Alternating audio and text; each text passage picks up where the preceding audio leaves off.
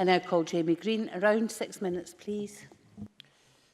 Thank you, Deputy Presiding Officer. I welcome the opportunity to close for my party in this debate as a member of the Rural Economy Committee and also an MSP representing an area which contains valuable public forestry, especially on the Isle of Arran. I have a vested interest in the successful outcome of this bill. But it's also clear, listening from the speeches today, that there is still some work to do as this bill progresses through the Parliament. If I could first point towards the committee recommendations, which include a number of pertinent points. For example, the need for the Scottish Government to provide clarity on how it will administer its forestry functions. The proposal, for example, of the creation of a Chief Forester position, something that these benches support. That the bill should have an overarching aim, objective or indeed a mission statement. What should the bill seek to achieve and what should be the long-term outcome as a result of this organisation? That the costs of the rebrand are minimised where possible and that the financial reporting and audit functions available to this Parliament with the current bodies must carry forward with the new structure. Transparency must prevail, scrutiny must be forthcoming, and accountability must not be diluted as a result of this integration. My colleague Peter Chapman noted in his contribution today the importance of ensuring that we work together with other parts of the UK to ensure the health of our trees, and that the wealth of expertise within the current Forestry Commission is not lost with the implementation of this bill. David Stewart reiterated that point in his closing. It is welcome today to hear from the Cabinet Secretary that cross-border cooperation will continue in a formal setting. These benches welcome the constructive approach taken by all governments in this issue. But Mr Chapman also made a pertinent point around planting targets and our ability to meet future targets. As we know, planting targets have been missed every year since 2001. If we are to meet targets, then we must have an honest and frank debate on the planning process and the costs of planting. My colleague Finlay Carson highlighted in his speech two areas of concern which many members spoke about today: the lack of clarity over key definitions and the expansion of compulsory powers.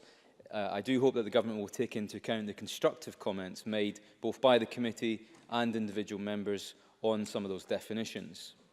I also welcome the Cabinet Secretary's commitment to listening to the concerns over additional compulsory powers.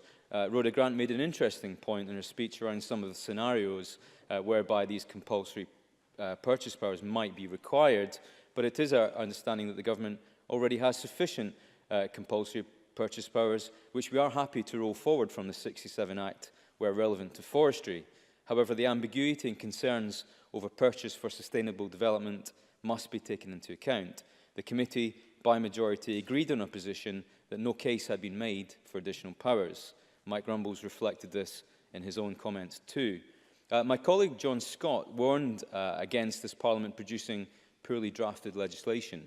Now, I value his experience in scrutinising bills in this place, and I agree with the sentiment of his speech.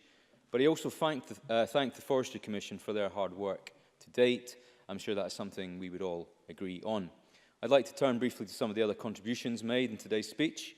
To our huge surprise, Presiding Officer Stuart Stevenson delivered a fascinating insight into the history of forestry in Scotland. We're also reminded of his previous ministerial importance in this matter, and indeed in any matter.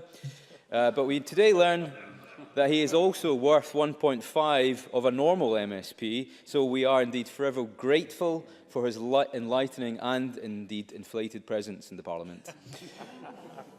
He did make a very interesting point, however, on the structure of Holyrood committees.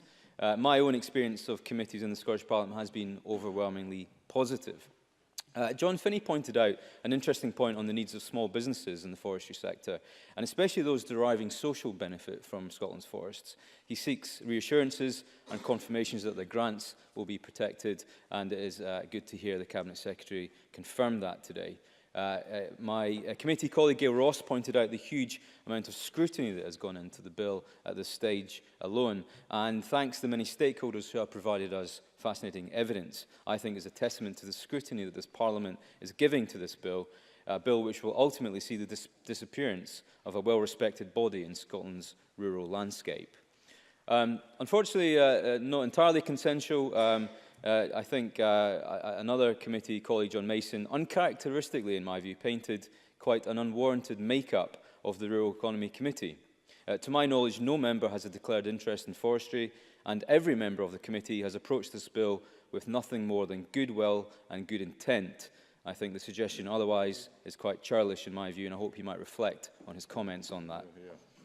Colin Smith raised a valuable point on the creation of new national parks in the south of Scotland. I think that's something, a debate which will no doubt continue outside the remit of this bill.